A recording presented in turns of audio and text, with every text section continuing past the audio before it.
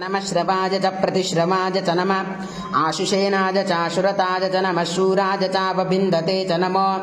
वर्मिने च वरूतिने च नमो बिल्मिने च कवचिने च नमः श्रुताय च श्रुतसेनाय च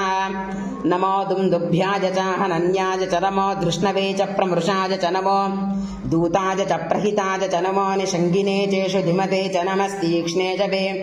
चायुधिने च नमः स्वायुधाय च सुधन्वने च नमः श्रुत्याय च पथ्याय च नमः काट्याय च नीप्याय च नमः सूद्याय च सरस्याय च नमो नाद्याय च वैशन्ताय च नमः कूप्याय च वट्याय च नमो वर्ष्याय च तप्याय च नमो वात्याय च रेश्म्याय च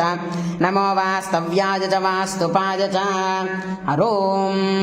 हर हर हर नमः सोमाय च रुद्राय च नमस्ताम्राय च ऋणाय च नमः शङ्गाय च पशुपतये च नमः उग्राय च भीमाय च नमो अग्रे वदाय च दूरे वदाय च नमो हन्त्रे च हनीयसे च नमो